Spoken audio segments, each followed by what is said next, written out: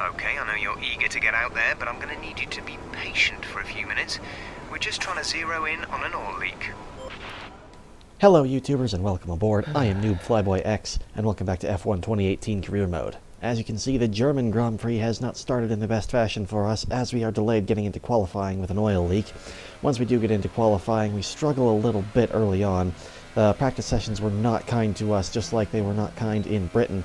They were a bit better this time out, but still it was a bit of a struggle to get through. We're in P6 there.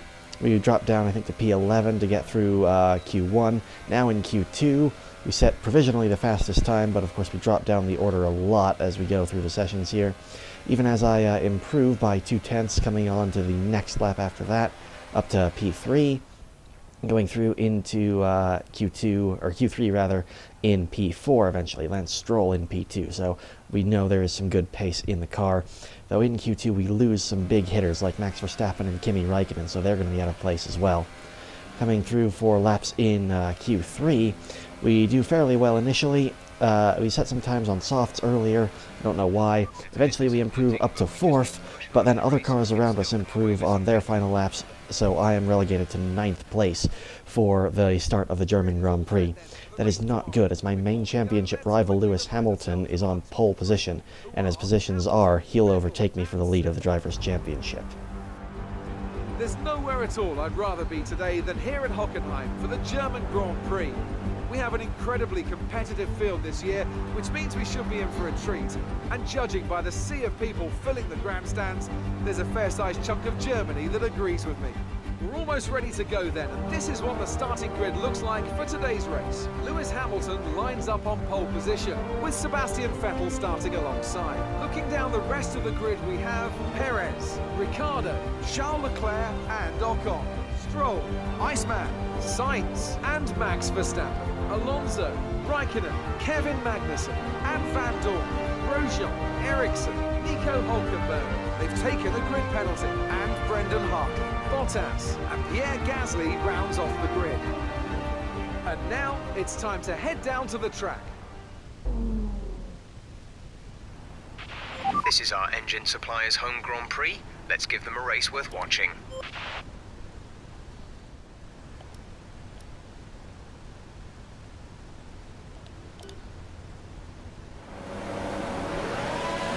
Whoops. Oh well.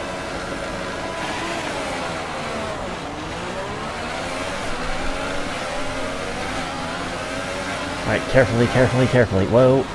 We've been hit by Verstappen a little bit, but we're through. Yellow flag's behind us, one of the Renaults is off.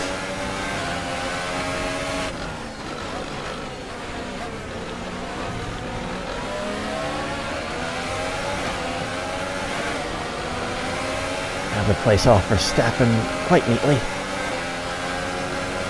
Sainz is out on the first corner. 3 laps over target on fuel. Let's start burning it off, please. I'll work on that, Jeff, but the thing is, I don't want to overheat the engine. Jeff's telling me that we might be forced to retire with the wear to the energy store. I suspect not. I don't think I'll wear 25% through the battery when it's gotten me through the entire season this far. Hamilton has disappeared off the front of the grid. Holy cow, man. Bottas at the back of the field's having no luck. And at least Lewis Hamilton doesn't have it all his own way. There's a Ferrari chasing him down. This has not turned out to be like 2019 Hockenheim so far. Check your MFD for a new strategy option.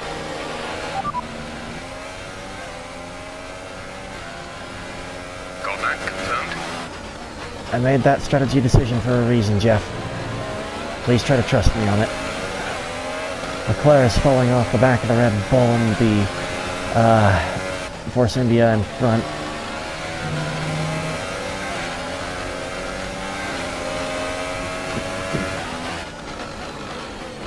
I'm sitting quite comfortably behind Stroll here. I feel no reason to try. Keep on him. Might make a mistake. Jeff, have you been watching this race at all? I feel no reason to try to force the issue with Leclerc or with Stroll until he gets Leclerc, which might be here. No, not quite. He's been squeezed out. No, he's still wheel to wheel there. Leclerc's offline. No, but he's got back in. Thought he might not have had as much traction off in the water part of the track.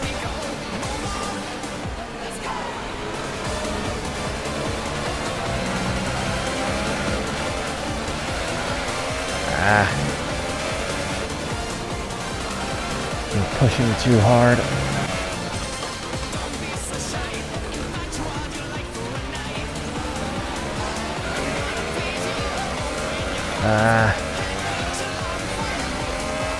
I had no choice, I had to get it done.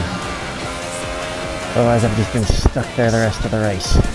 And those watching will say that was a quick change of heart, but that's fine. Great work. That's a new fastest lap for the race. We're leading our teammate by 1.5 seconds.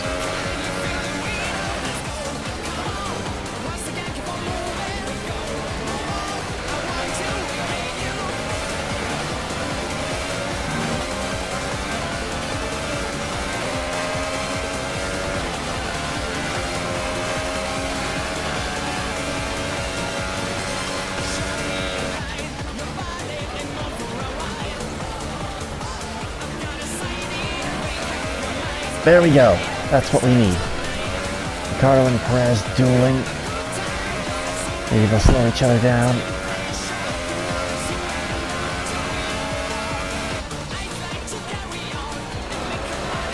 Oh hell yeah, they've slowed each other down. I've caught right up.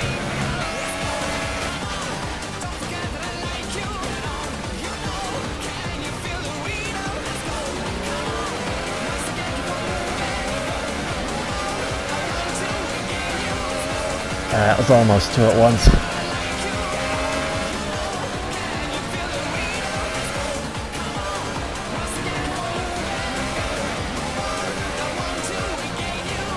Right, into the pits, let's go.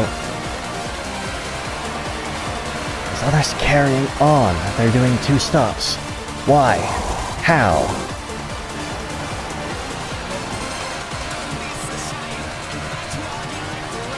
It wouldn't give me a 2-stop as an option. I have all my tire wear upgrades. What do the AI know that I don't? It looks like we'll be running on a dry track soon. Back to dry shortly. That's probably why. They think they can last until we go to full dries. I don't think the line is really dry enough yet to start thinking about slicks. Let's hold on to the Itters for a while longer. Happily.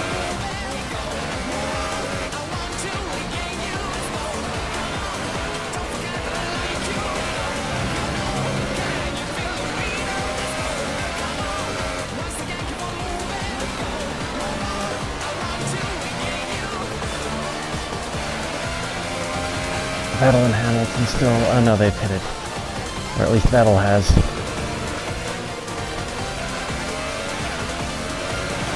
I've jumped Perez through pit stops though, and by quite a ways. It is 11.6 seconds. I'll be equal on points to Hamilton if it finishes the way it is. Let's fix this happy little accident. A new strategy is available on the MFT.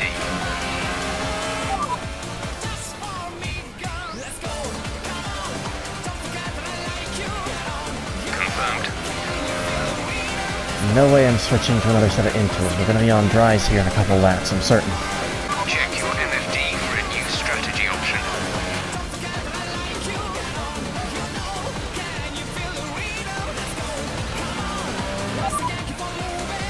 Copy.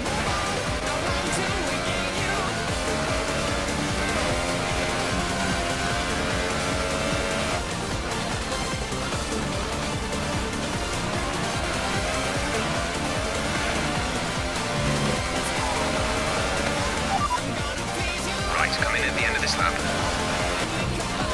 New strategy setting up.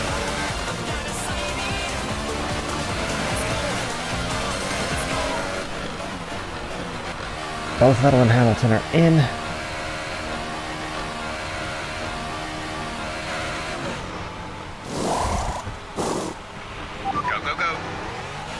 Stroll's gonna get delayed. Every world champion has what I term an inner bastard. And it is that ability to make the tough decision when you have to. The unit survives at 1 HP. So literally, if you're not using a tome or a staff unit, she has a freaking guaranteed miracle. Yep, it's Hartley. Poor guy. Can you send the message to Williams, mate? That was a joke. Yep.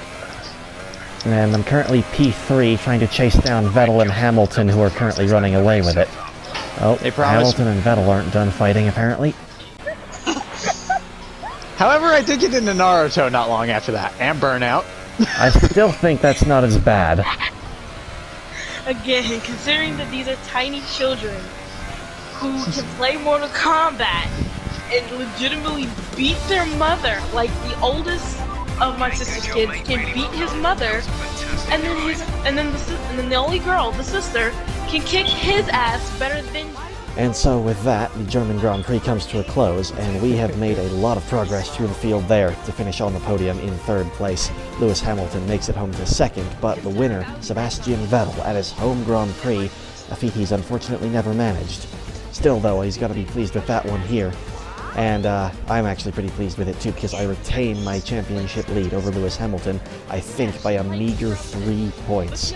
It is critical I start getting more consistent at the front of the field, because with that kind of result, I'm really starting to worry about my championship, especially with the difficulty of some of these circuits. I feel like the AI are a bit inconsistent, or maybe it's just me who's inconsistent, so I'm gonna have to work on something here to make sure I improve.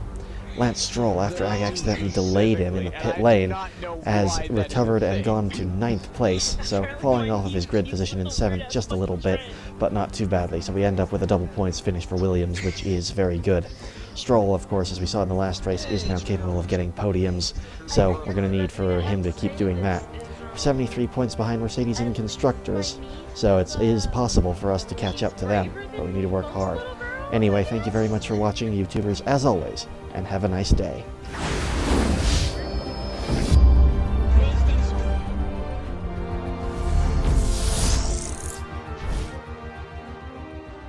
I am a horrible influence on tiny children. I haven't heard of this. What did you do? His reaction! He's like, what did you do? Yeah, no, I just heard a bit of an this. Integra in him. Just, what did you do? See, I'm honestly just curious about this because I don't know if I've mentioned this to you guys. Over my vacation that I took to Baja, Mexico, I threw an 11-year-old into the ocean. Oh, wait, what? I'd like to ask you, Ian, what brought you to the point of throwing an 11-year-old into the ocean? So, also, well, just minor correction on my part, it's actually a 9-year-old. I don't know if that makes it better or worse. Probably worse. Makes it funnier, if nothing else. Yeah. But basically, you know, he was being typical 9-year-old, 9-year-old boy running around, being kind of crazy, that sort of thing. The day this happened, we were at a particular camp, we were always right next to the ocean, but this was after it had, it'd been raining earlier that day, and so people were, having to keep dry stuff as kind of a priority. But we'd gotten to the point where we were having lunch and we were talking, and this guy was running around the tables and everything, and generally being a bit of a nuisance, though in a playful, relatively good-natured way and everything. But I called his bluff on something. It's like, I said that I would throw him in the ocean. I told him this. And he says, nah, you won't do it, and continues being annoying. So I looked directly across the table to his mom, who is sitting across from me, and I was like, can I throw him in the ocean? And she says, fine, go ahead. And so I did. I picked him up, and I took him over to the ocean, and really all I did was I just dropped him in, so pretty much he was only wet up to his calves. And then I tried to get out, but he ran in front of me and tried to push me back into the ocean. But then I got out of his way, and he slipped and fell all the way in. Wow! It's not my fault!